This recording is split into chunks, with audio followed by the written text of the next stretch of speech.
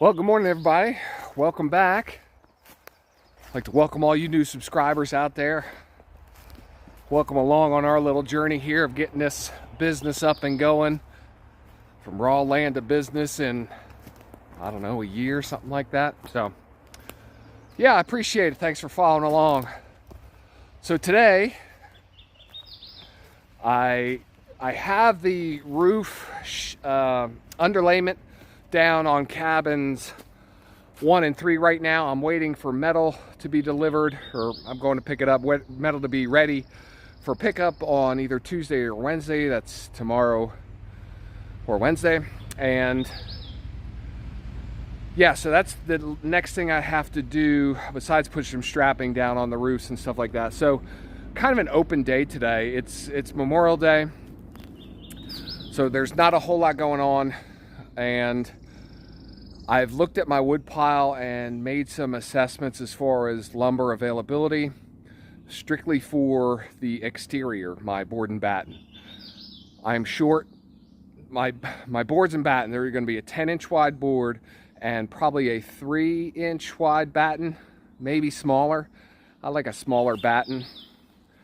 So I'm short 10-inch boards, 10-inch wide boards. So I need to mill some more, and that's what we're out here doing today. So I've got a tree, I think, picked out. This one here, it's pretty tall and should provide me quite a bit of material as far as 10-inch wide board goes. But I'd like to get that cut so I can start to dry. I would assume it's going to be at least a month and a half probably until some of this is probably going to go on cabin 2, which, you know, now cabin 2 is just the decking and the front porch.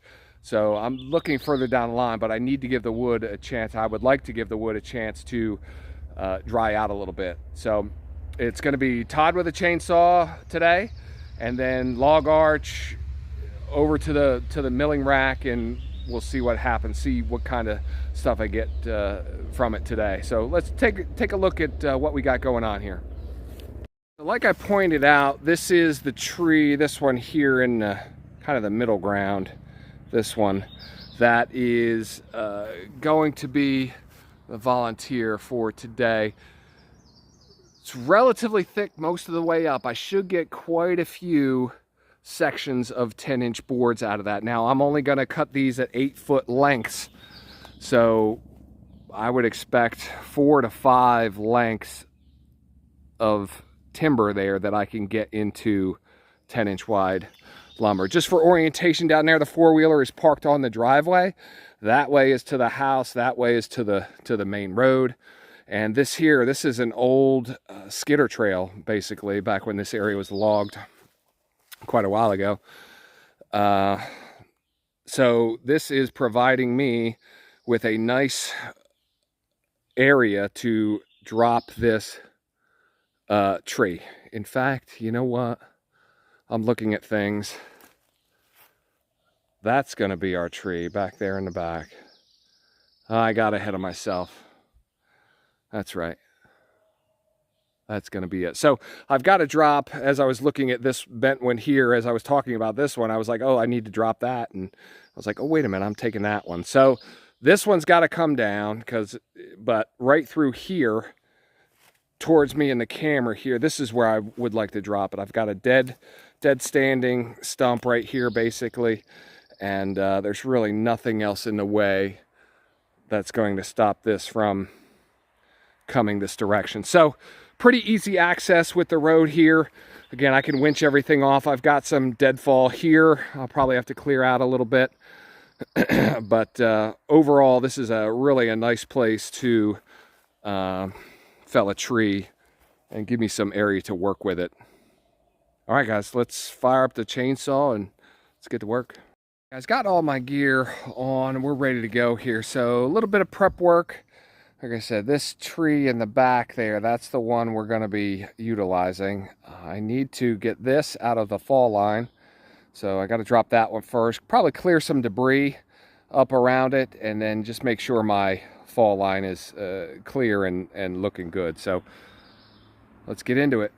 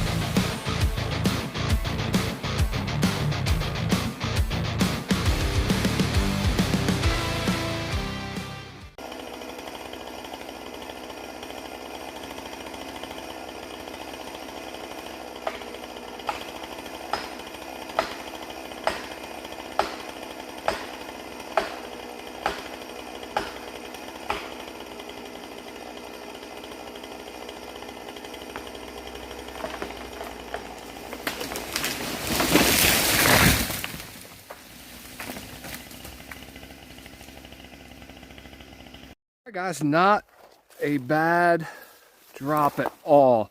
I would have liked to have gotten it on this side of this little stump here, but that's fine. I was just a couple feet off with that. Still very accessible up through here along the side of the road. I'm going to go about limbing it now. It's a good 2 feet at the stump back there, so I should definitely be able to get some good quality boards out of this. I'm looking forward to it. So yeah, we got a limit next, and then we're gonna start knocking it out into segments, 8-foot segments here.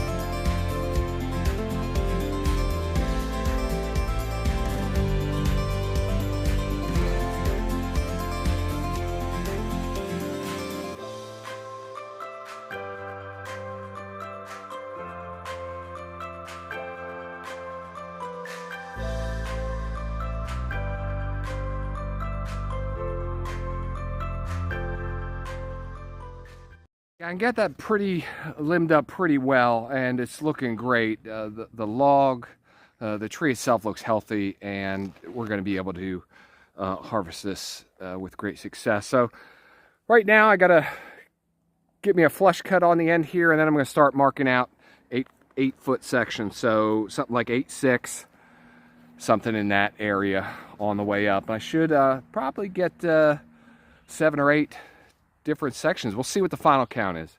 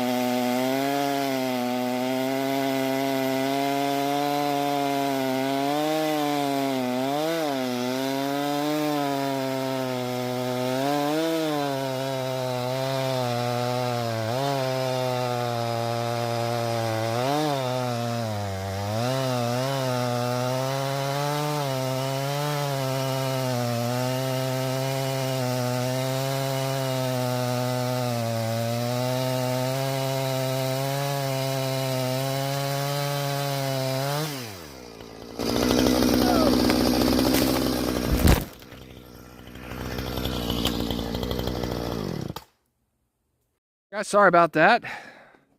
That round just kind of, well, gravity took over, rolled downhill right at you guys. So got y'all straightened back up here. So again, great looking log. We'll take a good look. I'll do some more of my milling series here when I start putting this on the mill. And it's a great looking log.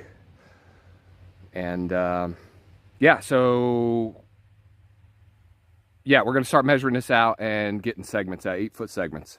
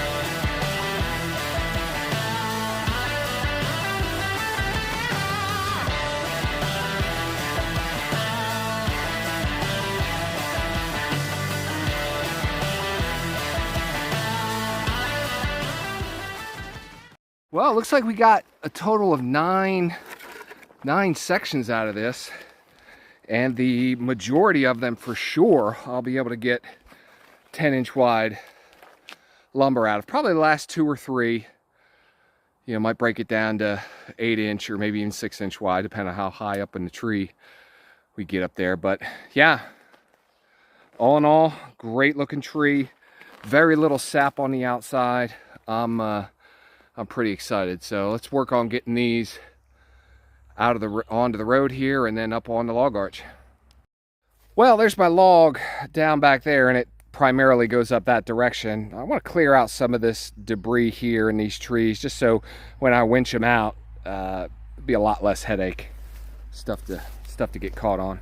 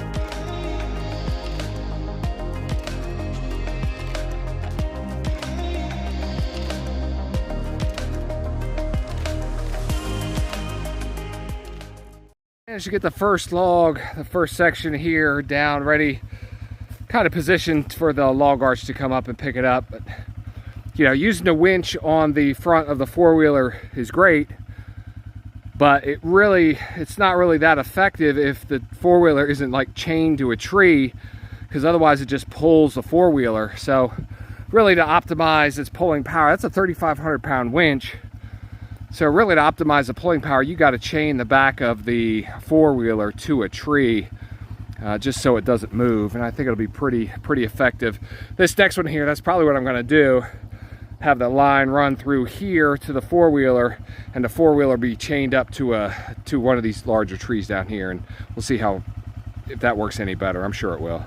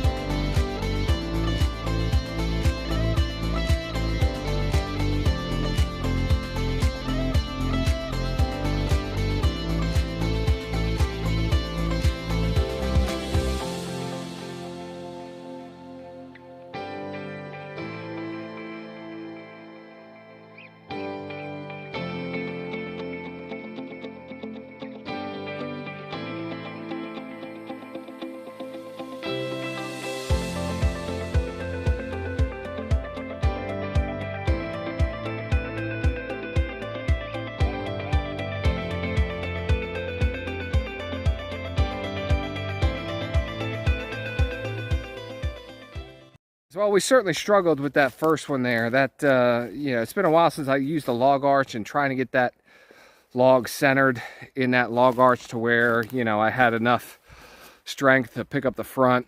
That was, you know, it's always an adventure. So the good news is the logs now only get lighter. So we should fare pretty well. So this one here now, this has got some a little bit of obstruction to kind of get around there. You see those little trees and stuff there. So I'm going to put the cat choker around this end of the log, and I've got my four-wheeler positioned to where I'm going to chain off onto one of these trees and stuff back here, so it's not going to move. So we're going to see if we can just pull this log right down this hill.